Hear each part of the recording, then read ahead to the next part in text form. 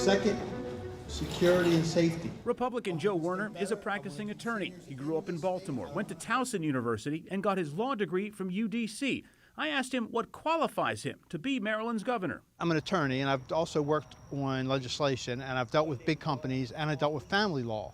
So I think I got a really well-developed background.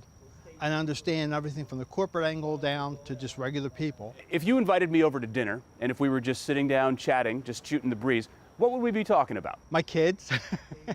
I guess that's the first thing. But we talk about politics, schools, because of my kids, and the quality of schools and how we need to make them better, and what's being taught to the children.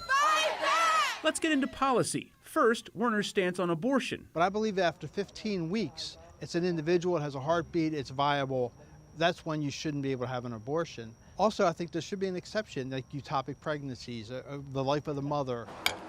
What he would do for the Maryland economy. I would try to cut some regulation. Regulation increases, costs go up because of regulation. Also, we have to attract more business, and regulations keep them out.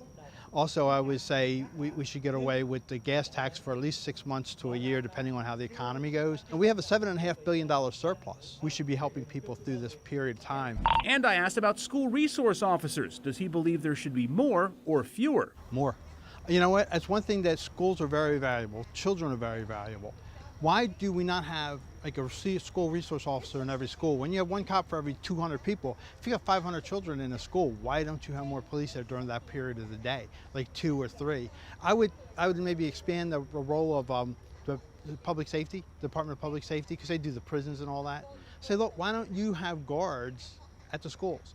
Instead of having the local police, have it be a state responsibility. Finally, I wanted to know how much he aligns, or not, with both Governor Hogan and former President Trump. I feel like a lot of his policies were good, but the way he handles himself is not. This is President Trump. Yeah, President Trump. His personality is aggressive and abrasive, and he doesn't come across, he's very combative, but I like a lot of his policies. A little more like Hogan, but a little more conservative on certain issues. I wouldn't have had a mandate, I wouldn't have been shutting down all the businesses. That's where I really disagreed with him. With Republican gubernatorial candidate Joe Werner in Silver Spring, Adam Longo, WUSA 9.